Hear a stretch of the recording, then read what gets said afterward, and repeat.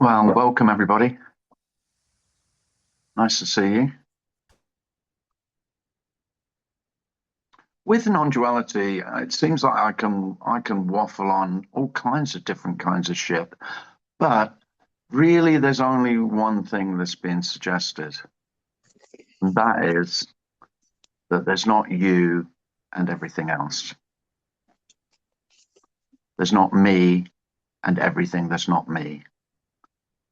There's not some of this that's me and some of this that isn't me.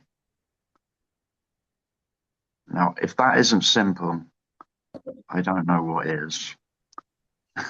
It's too outrageously simple. So what you've called you, what you've called me, what you've called myself is no different than what you've called not myself. That's it.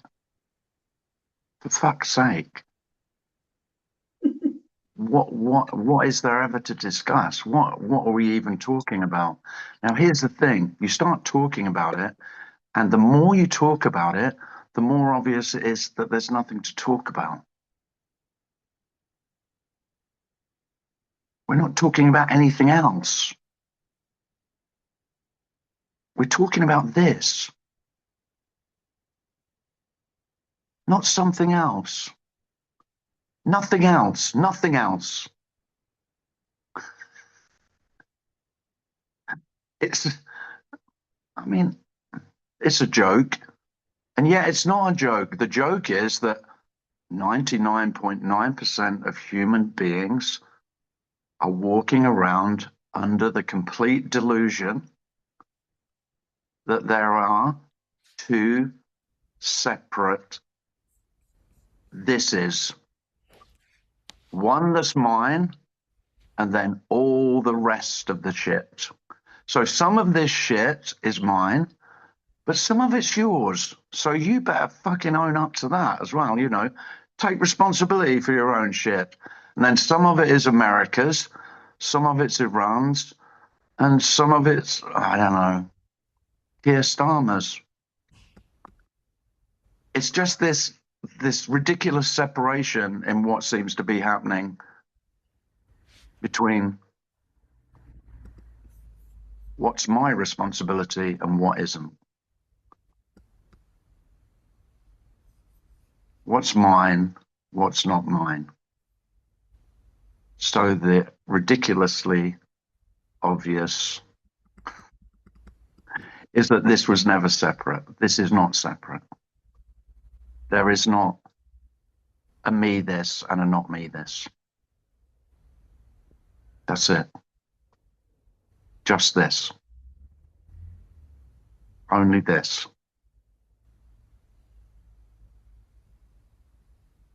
Nothing else.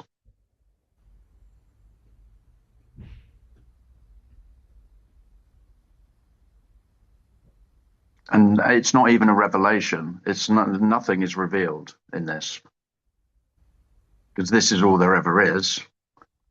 So when this is revealed, there is no revelation. There is no shift. There's no enlightenment. There's no awakening.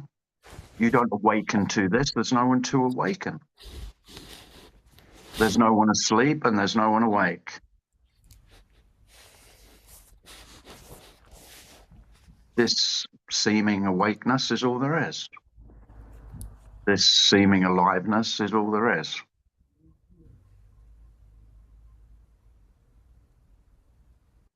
And it's not in separate parts.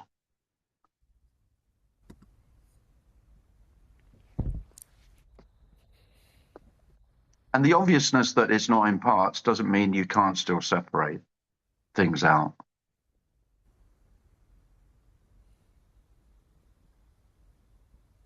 You can still see the horizon and say, oh, look, it looks as though the sky ends there and the sea begins. It doesn't, though. But you can still play along. Doesn't mean you're out of the game. Doesn't mean you can't, you know, play along with all the selves who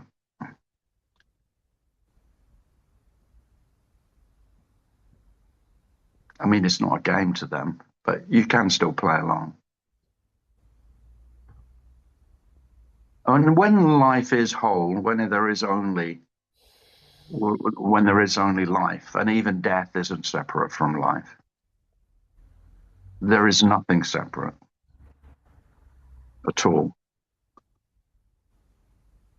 Then there is just a simple ease and peace.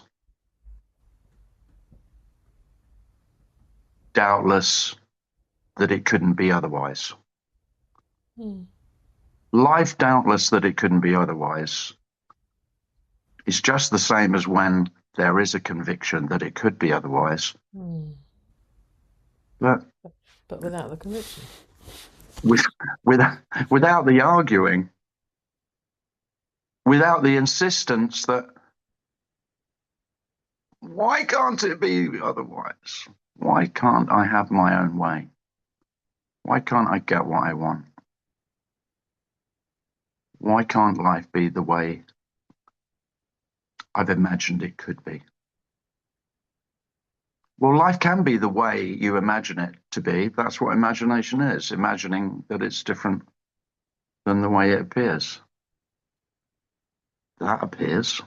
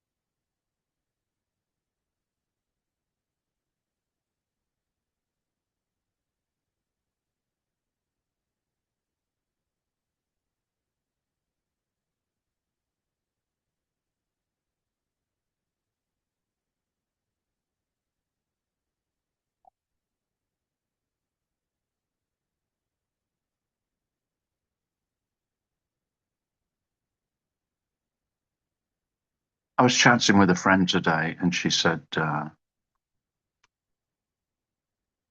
talking about relationships. Most people talk about relationships. And she goes, it's never simple, is it? It's never simple. And I thought, no, it's not. A relationship, well, by simple, it means you're not going to get what you want all the time. I think that's really what simple means. It's very simple if, I say, I'd like you to be like this, and they are. But then I said, no, it's never simple, but it's ridiculously simple. I mean, who said it should be simple? Complicated kind of means I don't really understand and I can't work it out and I can't mold it to suit my wishes. Well, no, that's never going to be the case. No one's ever done that. Simply as it is couldn't be simpler. This is incredibly simple, outrageously simple. Simply as it is. And all we say when we're talking about, it's always complicated. Life's so complex, so complicated. No, trying to understand life is incredibly complicated. Well, it's fucking impossible. But that's what most selves. That's my job. I gave myself that job when I was, I don't know, probably when I got my first girlfriend. Up until then, it was pretty simple because there was only football, fishing, and cheese and onion crisps and the odd Vimto. But then trying to negotiate where two human beings can live in perfect symbiosis, well, good luck with that fucker. That's not going to happen. And the complexity of life is not the complexity of life, it's the complexity in trying to understand, trying to know life, trying to have it all worked out. Life is not to be worked out. There's nothing to work out. This is already worked out. It's working out the way it is. When you say it's not working out, all you mean is, I don't fucking like the way it is. That's what it means. It doesn't mean it's not working out. When you say life's so complex, I don't know what to do. Well, that's fine. Nobody knows what to do. There's no need to know what to do. Doing happens whether you know what to do or not. And it doesn't matter. Absolutely. It doesn't matter whether there's doing or not doing. You do fuck all until your dying day, and nobody other than you will care. Unless you're the breadwinner, maybe. Then you might get a lot of shit. But I really mean that, because nobody gives a shit what you do. No, really, that everyone's too preoccupied with their own. You know this already. I mean, it's just so obvious. But all you're trying to be acceptable, trying to be good, successful, whatever else you've got on your agenda, none of it matters. There is just this being alive. Nobody knows what this being alive is, but it is all there is. And all of this is being alive. Not all the separate beings alive. Now, again, you can play that game. You can still engage with that, all the separate beings alive. But really, there isn't that. This is wholly, completely being alive. Isn't it? I mean, I'm not talking philosophically. I'm just talking experientially. This is whatever this is. Being alive is. I don't know where I've come up with that today, but it feels appropriate today. And of course, being alive could feel anyway. Being alive isn't a certain way. It's just the way it appears to be.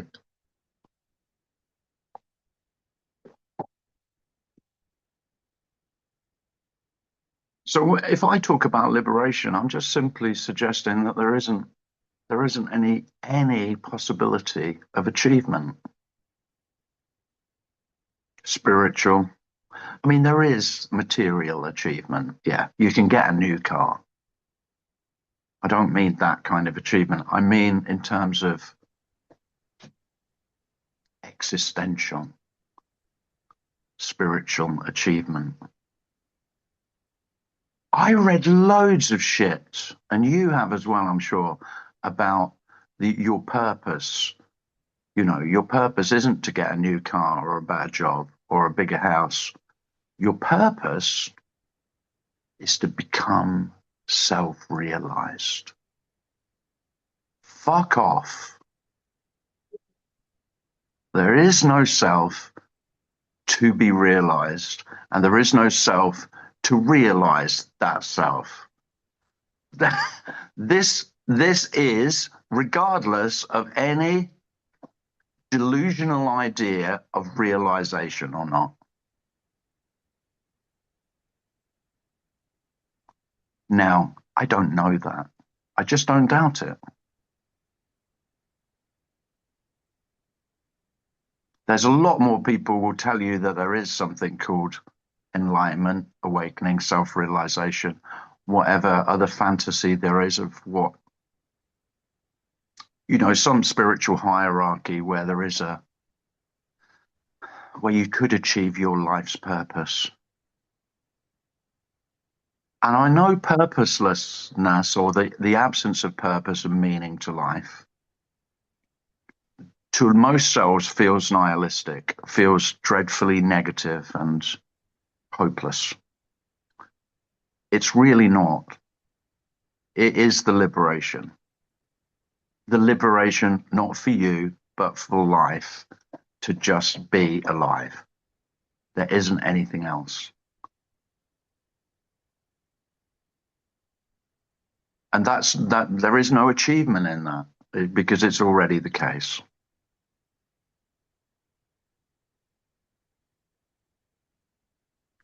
So there can be disappointment because you've had grandiose ideas of what this might be. I did.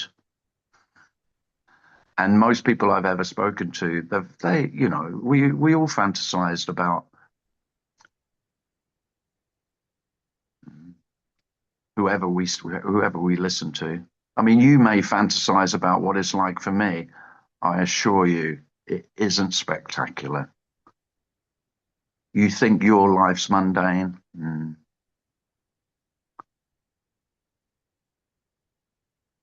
The most excitement I've had today is putting mature cheddar cheese on my jacket potato. And then the extra treat of putting it under the grill till it's, you know, so you've got bubbly cheese. I mean, I'm not joking. I don't think life gets any better. That's as good as it gets. For a Fenland Englishman, a nice Maris Piper with a crispy skin. What's Kerry, Finland? What's Finland? Fenland is where I live. Fenland is the flatlands of Cambridgeshire, famous for its potatoes. Anyway, all I mean is what we call this is a killer for wanting, some wonderful experiences. I just know that life can't get better than a jacket potato with some nice cheddar cheese.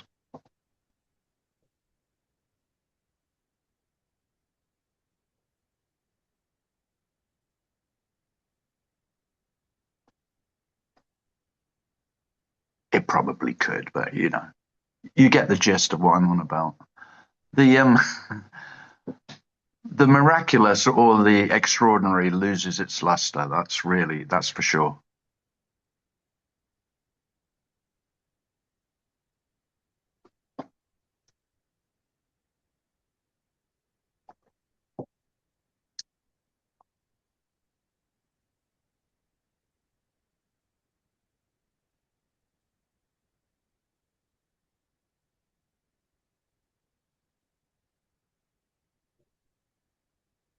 I'm still surprised by how many people have been.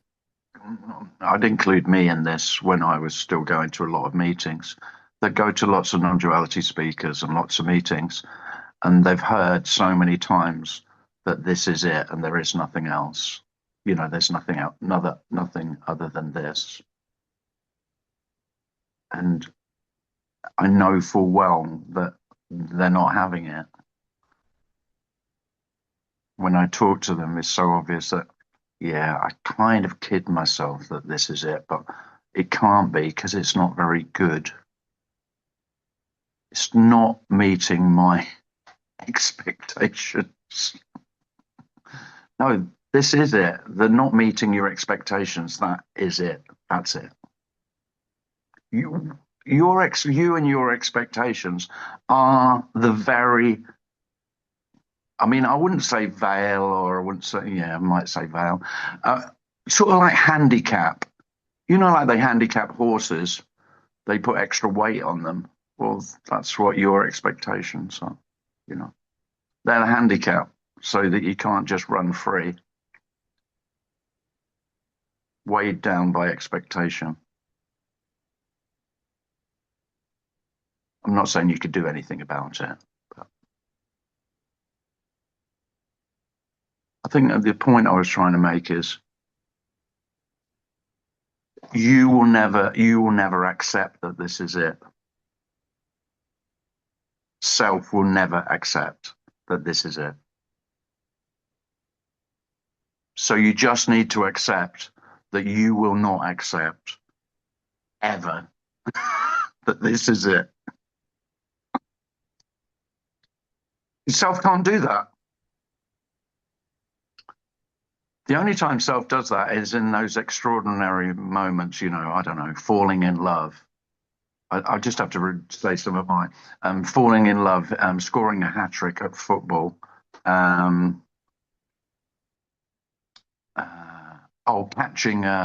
Catching your biggest ever fish. Just thinking, what else? You know, I just think, oh, this is the pinnacle. You know, I finally am there. But self, of course, if you say you're there, then within 10 minutes you're not. That's the nature of me, isn't it? I'm just on to the next goal. So we're speaking about a goalless life, a life without targets.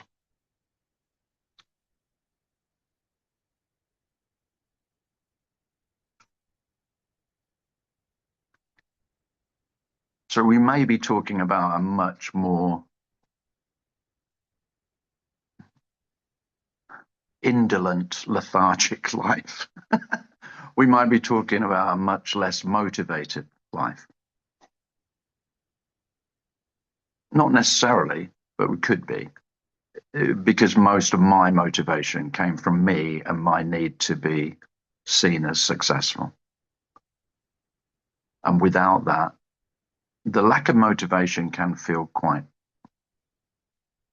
threatening.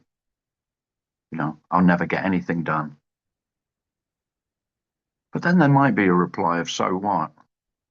So what if you never did anything else worthwhile in the rest of your life? So fucking what? Most of the shit things that seem to be happening are caused by massive narcissistic egotists who just are demanding that they be recognized for, you know, their greatness. As in the rest of history.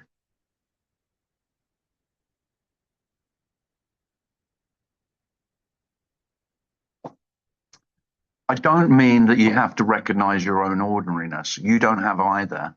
You don't have greatness. You don't have specialness. You don't have ordinariness. That's the liberation. No one's more ordinary or more special. There is no one to be more ordinary or more special. It's incredible. That's the unconditional love.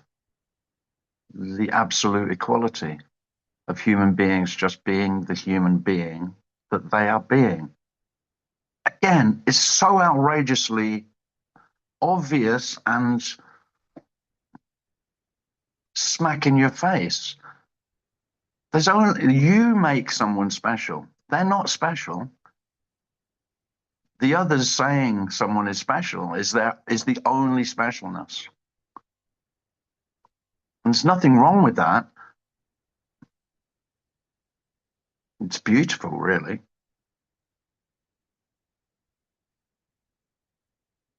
But it is usually at self's own expense. As soon as I make someone else special, then I'm just less, aren't I? It's usually at my own expense.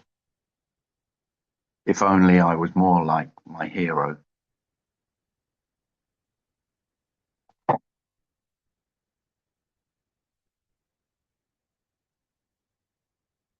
Well, I've gone on a bit there. Quite enjoyed that.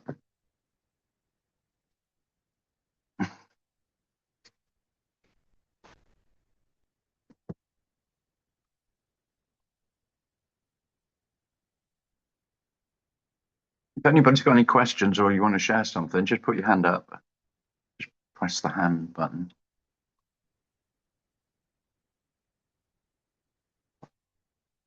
Sophie. Hi, Tim. I gotta go, but I just wanted to ask if you still have the recipe for that potato.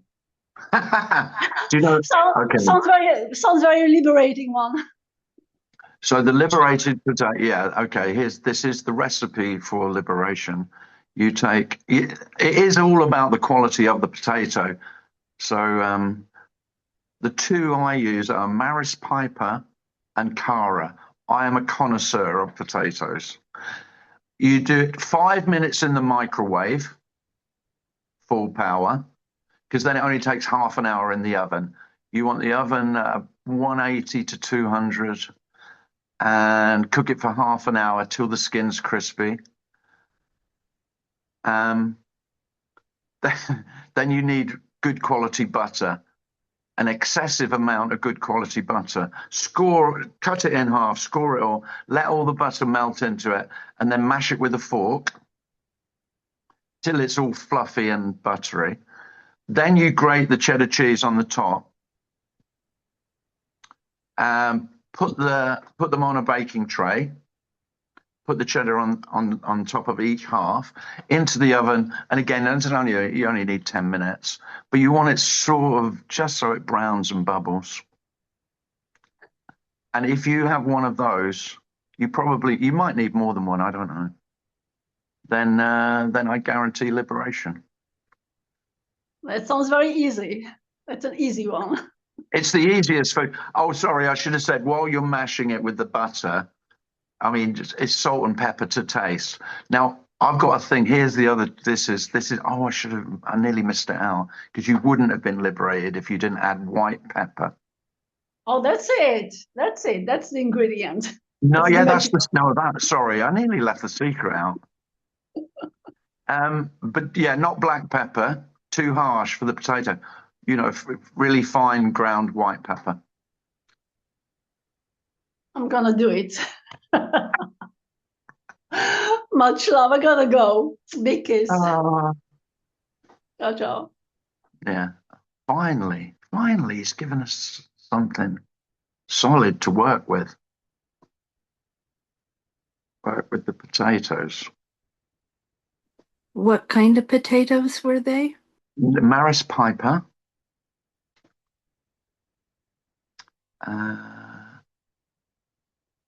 Cara.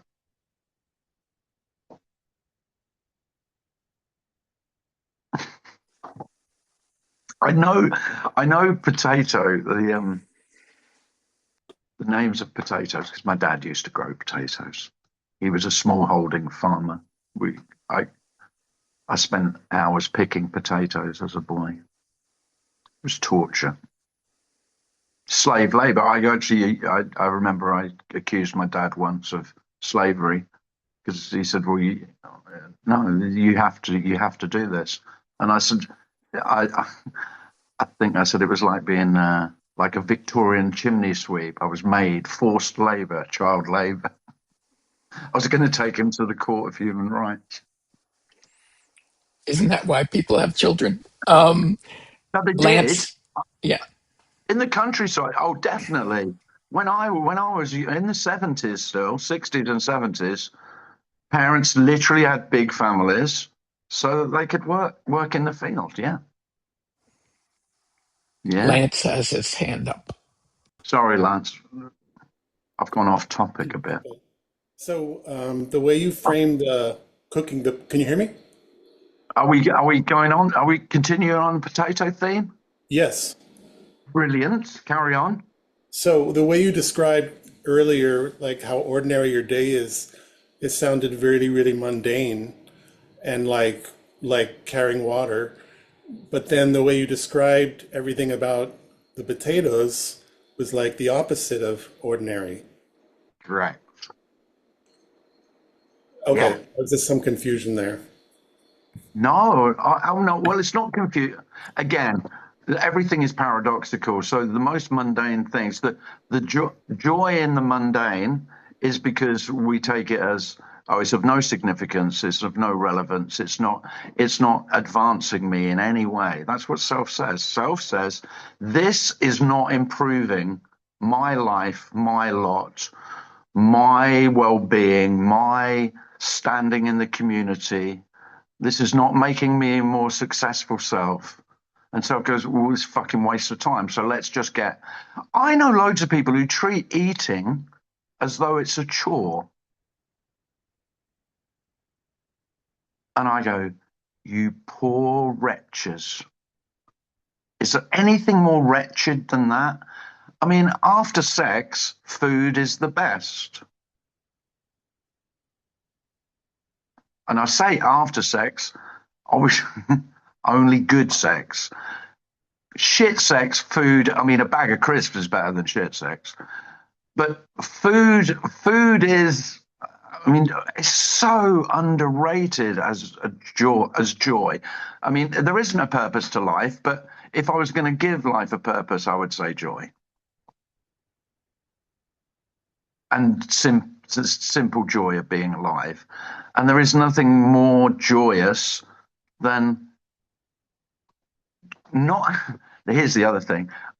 So many of my friends are obsessed with healthiness of food that they deprive themselves of all the joy.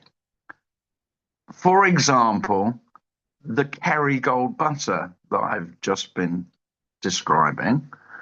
Now, if you're going to put some low cholesterol fucking substitute on your potato, you might as well. It's like masturbating with sandpaper.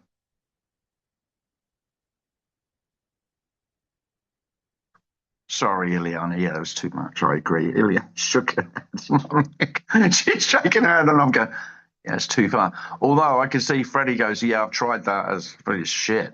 Don't do it. You know, I can't get enough stimulation these days. I'm going to have to try something. I've really gone off piste with the oh God. Sorry, I've gone a little bit there.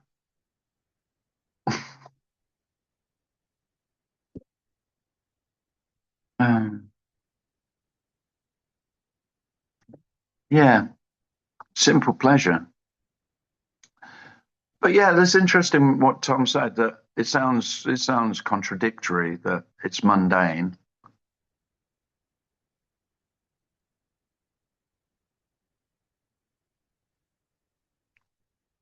But 99% of whatever this is, we'll call it life for want of a better name. 99% of it's mundane, isn't it? 99% of it is what we'd call routine. I've done this all before. It's so samey. Oh, for fuck's sake, give me something exciting. Can't my life just be should be more exciting? Oh, it shouldn't be more exciting.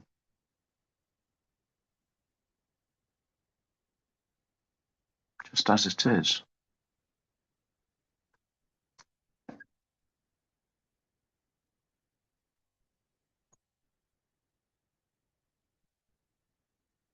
Tim, it's Freddie. Hello. Hi, Fred. Hey, mate. All right, mate. Hello. So Good. yeah, I was just going to talk about how you were saying in terms of achievement, you know, that getting in a buying a new car, for example, and Yeah. I suppose, you know, the sense of achievement is only in the eyes of how you're perceiving other people seeing you, perhaps. Yeah. Getting in a car. I mean, personally speaking, driving a beaten up old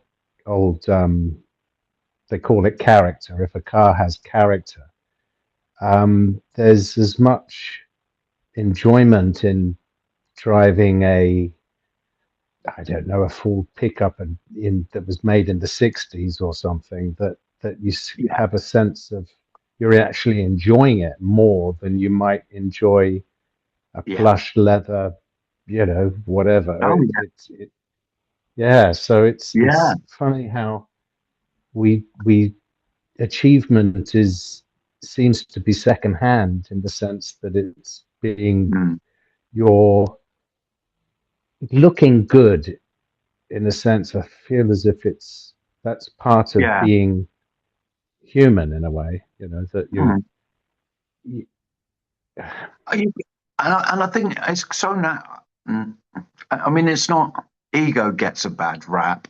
It's very natural for human beings to like being admired by other human beings. For God's sake, you don't need ego for that. You know, if Mm. somebody says, "Oh, I like your new car," and it's very pleasurable. But there is a really simple Yeah. pleasure in just driving a car. I Yeah. happen to now really enjoy driving.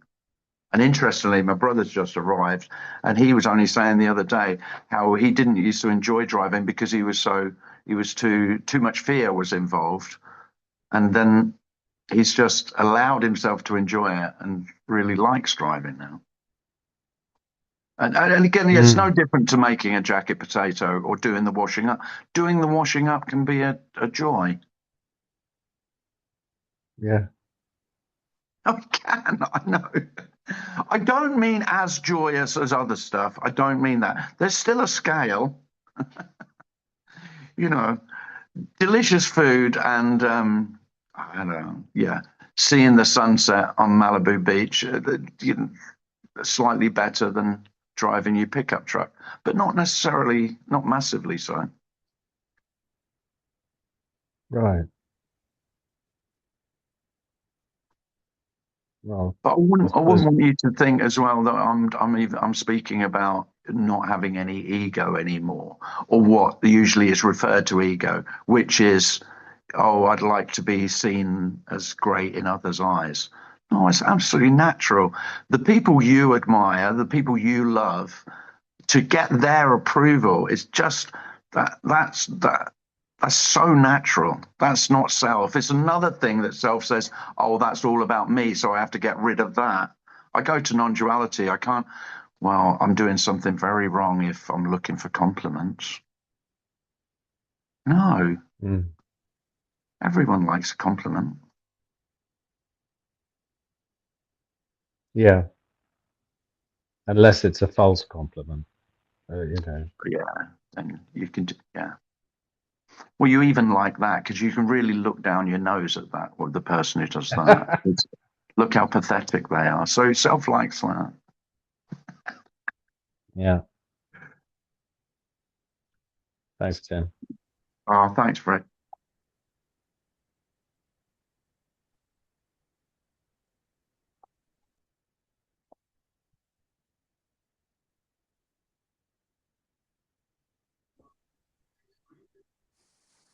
Jackie has her hand up. Hi, Jackie. Hey, Tim. Hey. Is it all right to go off the potato topic? Yes, please. Yeah, no, just when you said then, oh yeah, my brother arrived. Oh, The thought or the question popped up of, do other people notice that you're different? Are you different enough that it would be noticed? You know, like you. Tony, am I different enough that you noticed? That me or other people? No, me. Am I different enough that you've noticed I'm different? What's he saying? He just goes, there's your answer. There's your answer. I've got no definitive answer to that. There you go. That is his answer. I don't think I've noticed, but others that we mix with. No, no, I'd say that's a good answer though. I haven't. Others have. But the others were like work colleagues. I tell you what, you stop going to work, your work colleagues will say you've changed radically. Yeah. That's it. That's what we're talking about. You stop going to the family gatherings that you always went to because you were doing your duty and you go, no, they're really horrible for me, so I'm not going to go anymore. And all of that, those family will say how much you've changed. If you change behavior. I suppose I'm thinking, being, well, I'm imagining that, like without the me rattling in your head, then you'd be kind of like you said, like more at ease, more relaxed, more enjoying whatever. Like, would people notice that you're less reactive or a bit more relaxed to be around? I wouldn't say, here you go. He's shouting out now. What's he saying? He's shouting out now. He's going, he's more reactive. He's more reactive. Yeah, because I would never suggest that what we're talking about is a lessening of reactivity. Because I've always detested all that spiritual shit. This is the exact opposite of sainthood. And interestingly, the opposite of sainthood isn't becoming some sort of satanic monster.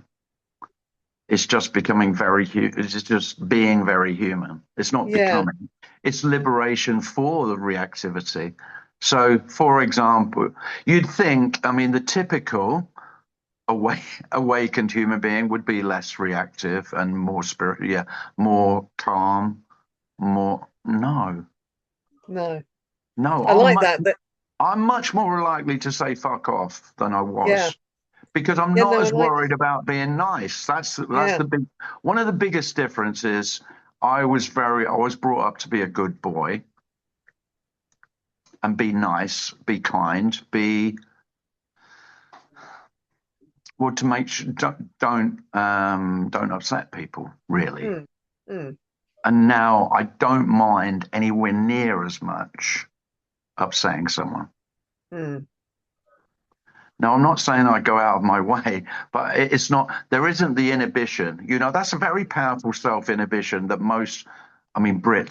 Americans are probably worse than the Brits, actually, but, you know, being nice to each other, that politeness. So I don't have as much of a filter, you could say. Yeah, no, that makes sense, because I'm thinking about, you know, you say it's like being a toddler, you know, like to look to a toddler, you know, without that sense, you know, like they're just full on, saying whatever, but then it's gone. You know, it's gone. There's not like, you know, big story attached or like a continuation. They don't bear grudges or whatever. I mean, that comes later for sure, but it's but there's no filter, like you're saying. No. But you did. I kind of was saying, because you did mention about there's more peace or something. Definitely peace. But the peace would be in the anger. Right. There's so, no you know, judgment when I have a hissy fit and I throw my toys out of my pram, there's peace in that. Yeah. Okay. Get you. I get you. Yeah, that's interesting, isn't it? Yeah, it's not about you know, that's why I don't consider this spiritual at all. The peace is the peace isn't in one way or another. The peace is that it's the way it appears to be, and anger's just as natural as calm reflection. Yeah, and am I deluding myself because I feel like that's kind of happening. Like there's a lot less filter, but then it's gone. Like there's no story. I don't bring in 30 years of grudges. No, it's so true. Yeah. But even though the me's, you know, alive and kicking kind of thing, it feels like it's not. No, it's not. No. But no, it's not.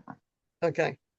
I suppose what I'm saying is I am enjoying. Whilst you're going to continue to say it's alive and kicking, of course it's alive and kicking.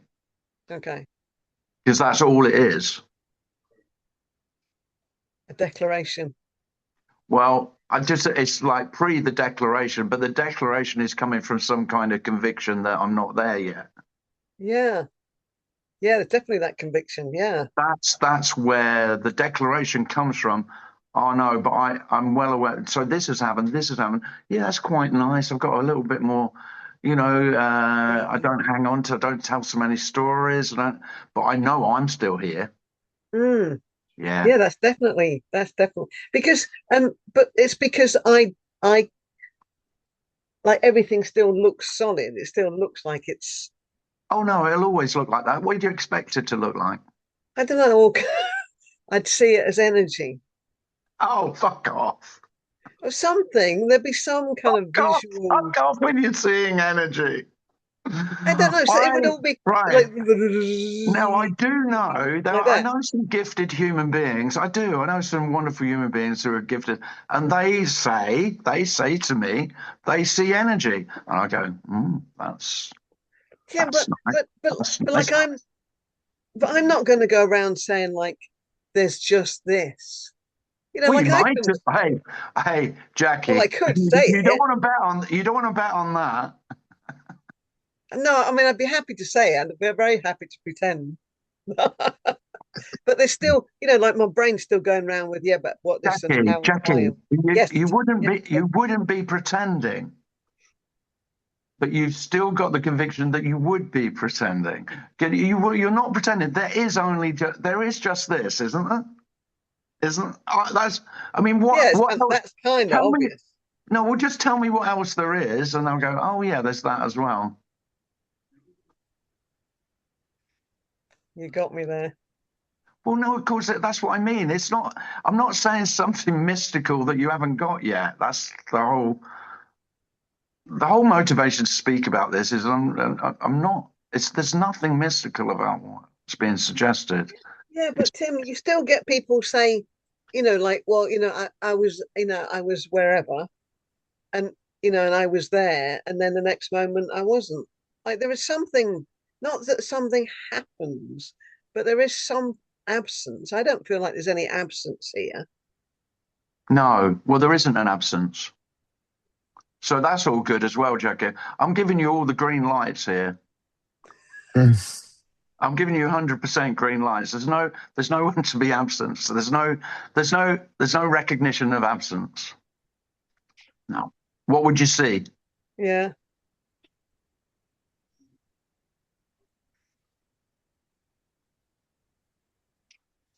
And no one to be present, right? No.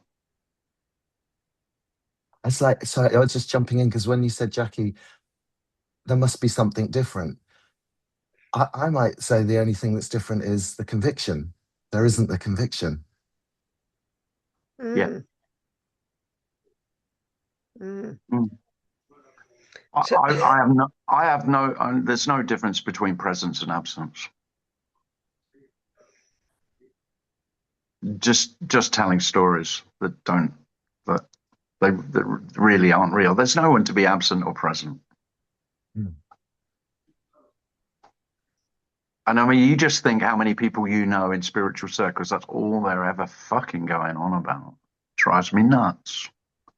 So boring. Yeah, today I had a moment of intense presence. Did you now? Did you now? Well, bully for you. Talk about big yourself up. Yeah. Yeah, I was talking to someone but yesterday. The thing is, so in spiritual circles, self bigs itself up with presence, and then in non-duality circles, everyone says, "Yeah, I was absent for a while there. Yeah, completely absent. Yeah, there was just this sublime absence. No, there's no bloody absence or presence." Because it's so obvious. Those words are so personal, aren't they? They really do just refer to me. Those words.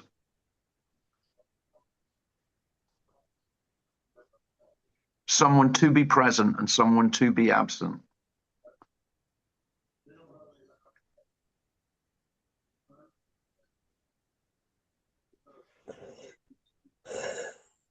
Okay.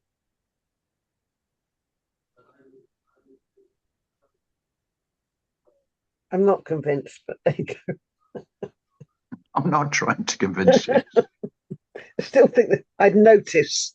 Something would notice if I wasn't here. Of course you would. Of course.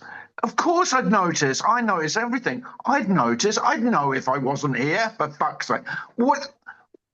How ridiculous. You're suggesting that I wouldn't notice if I wasn't here? Well, yeah. How dare you? Like, I'd love to, like, be speaking about this to all these people. Well, that's what I'm saying. You probably will, Jackie. But I mean, you're saying I could never say there is just this. Don't be silly. It's because now here's the thing. You think there's a conviction that I'm not here, that I must have that. No. Well, that's what you're saying. Because there's no one there. You're saying, no, but you're saying there must be a conviction that there's no one here in order for me to speak. And that's what you would need if you were to ever speak. No, just the absence of a conviction that I am here. Yeah, okay, I'll give you that one. I'm going to let you have that. Thanks. 927 to 1. I'm going to let you have it. Just let me know when it happens. When you go, do you know, I was like, woke up this morning, there was no conviction whatsoever. I ain't got a clue. If you wake up one morning and you go, I haven't got a clue. Ta-da! The thing is, most people have not imagined or not ever contemplated what's been spoken of as I haven't got a clue. They thought it was greater clarity, greater understanding. You know, I bought into that for a long, long time. I haven't got a clue doesn't sound attractive. Does it? I used to teach a Down syndrome kid, and that's all she ever said. She asked her any question and got a clue. That was it. That's the only thing she ever said. I bet she was happy. She was, totally. It was wonderful. There you are. The simple joy of being clueless. Yeah. By Jackie Lodge. There you go. I've written a book title for you. So but you want to know, don't you? That's the problem. You won't know, Jackie. You won't know. Fuck yeah. The whole message is you won't know.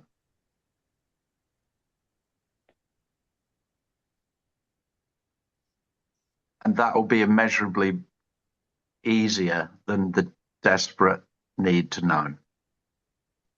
Yeah. That's it. I will say it's handy as well. I don't think anybody else has any ideas. Well, they do. They just have ideas, but they don't know. So if you don't doubt that no one else knows, that's pretty handy as well. I wish I could give you all that, but then you wouldn't come to the meetings, and then I really would be doing nothing. Well, there's just no way of knowing. No way. No way at all. And can I just say really quickly that when you have that happen to you, as Tony did it when he walked across the park or whatever, that you don't know what's happening. It's later when me comes back into the picture that you go, oh, what was that? Yeah. Some people's stories are like that, but other people tell a different tale. And I can't emphasize enough. It doesn't matter what tale you tell of how it happened, because of course it didn't happen. That's the other thing. I'm kind of talking about a glimpse, you know. Yeah, but I mean, as you know, we like nothing better than telling each other our glimpse stories. Yeah, I know. I mean, it's a favorite pastime, and and all it does is create more comparison. It can't be otherwise.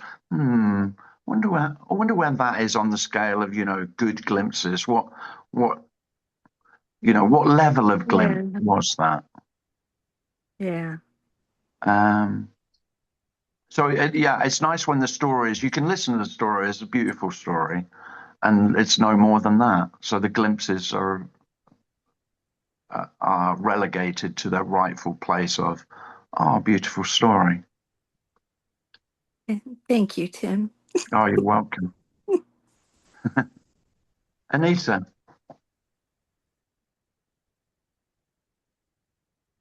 Hi. Hi, Anita. Hi there.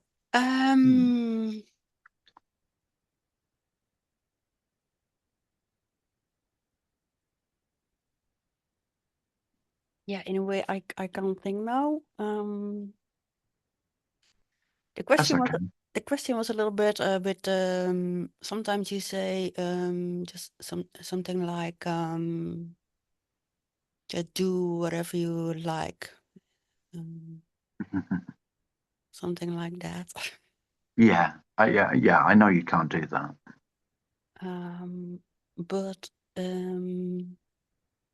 do I?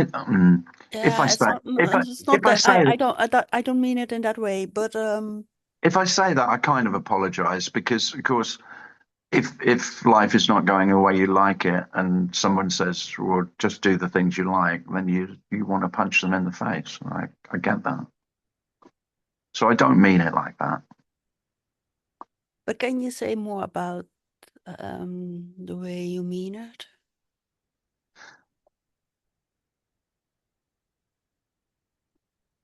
Really, I mean, it's more don't do what you like, but like what you're doing, what's being done. You're not doing it, but there can be simple joy in all doing, really. Yeah. But most of the time we're going, oh, I wish I wasn't doing this. I wish I was doing that. And so all of life is relegated to this shouldn't be the way it is. And so it's very difficult to find. I don't mean great joy. I just mean a real simple contentment's probably a better word, actually. A contentment with what's being done. So I'm not instructing you to do what you enjoy. I'm more a simple enjoyment of what's being done, of the doing. What's happening? Yeah. And the doing is what's happening, seems to be. Yeah.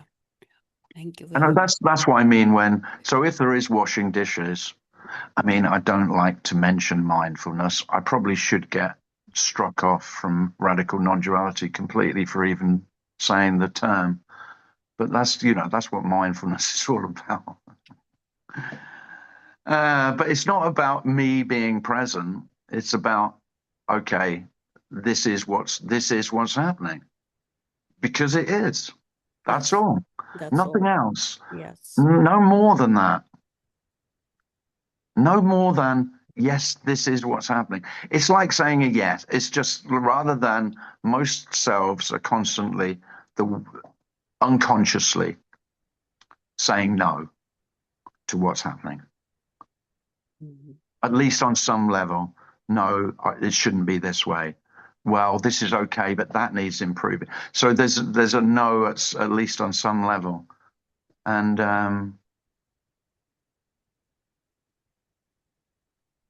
that's a killjoy, isn't it? Quite simply. Yes.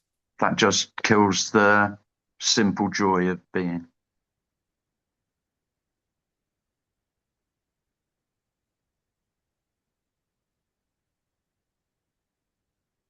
Thanks a lot. Oh, thanks, Anita. Yeah.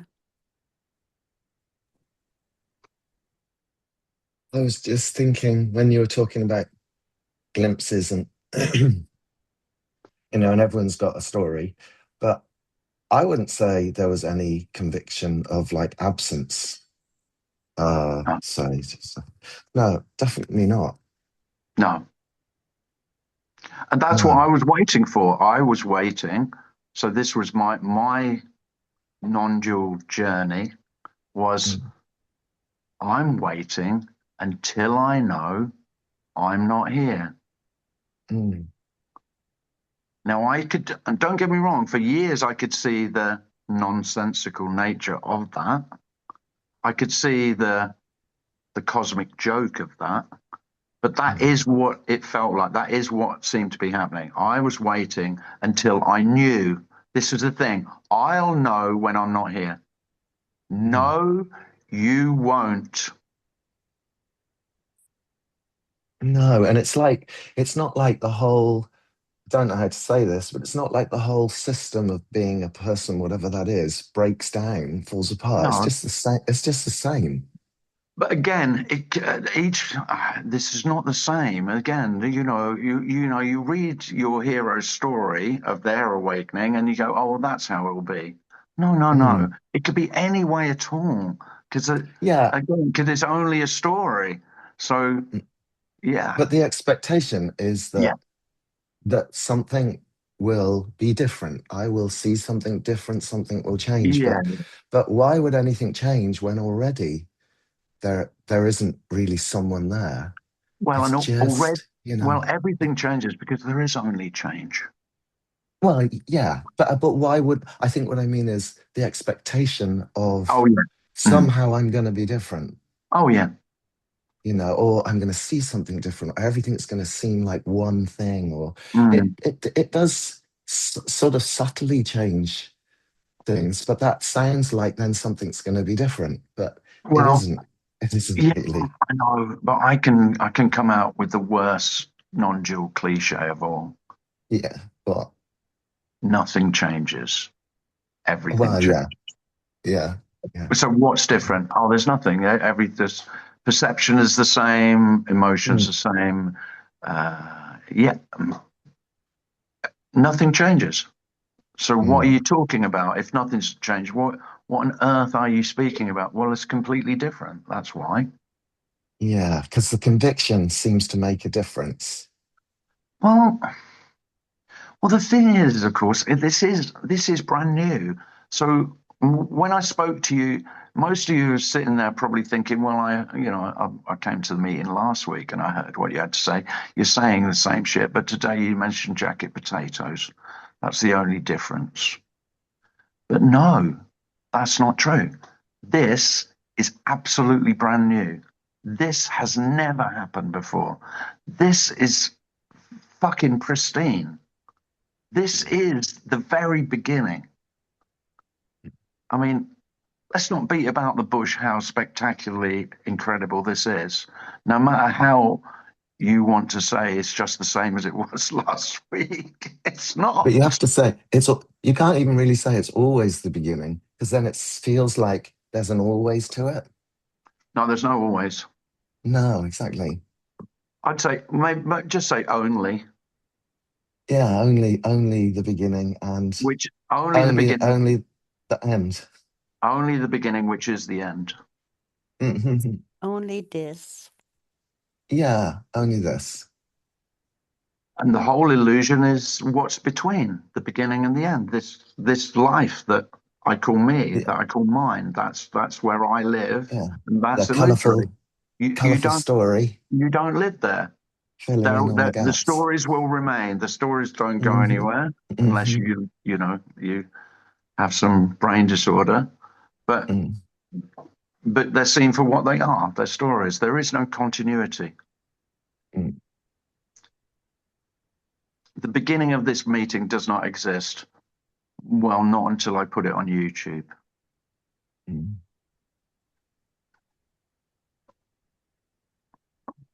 I have to say, I don't know. I mean, I sometimes wonder why I speak about this, but it is one of the things I've always had a great love of paradox. And I'm sure most of you have. Otherwise, you wouldn't be attracted to this. There is something absolutely just wonderfully joyous about the utter paradoxical nature of life. And this is the ultimate pleasure of paradox, that you cannot land. Is it black and white? Yes. Is it black or white? Yes. It's great. It's like the perfect paradox. There's no land. Yeah, there's no landing. There's no landing. When the beginning is the end, that is the end of seeking.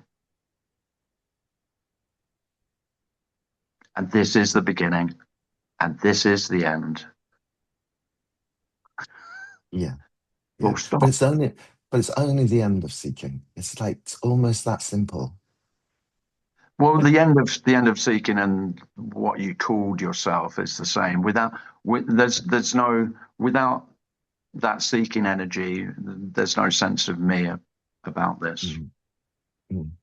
Because there's nowhere to get to. Or no sense of not me either. It's much more I don't know.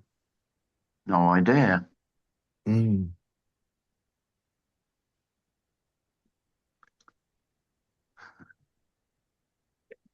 Oh, thanks everyone. Thanks, Darren. Thanks, Michael, for co-hosting. I'll give a quick plug. I'm in Brighton in 2 weeks on Saturday, the 21st of March and the 22nd. Then I'm in Berlin on the second weekend in April. And then I'm in Brussels the second weekend in May. all the details are on my website if you'd like to join any of those. If you'd like to come to Brighton, then email me, because there's quite limited places at my friend's house. Thanks, everybody. Lovely to see you all. Thank you, Tim. Bye, Thanks. Tim. Thank you. Thank Thank you, you. Tim and Thank you, Darren. Tim. Oh, thanks. Thank you. Thanks, Tim. Cheers. Cheers.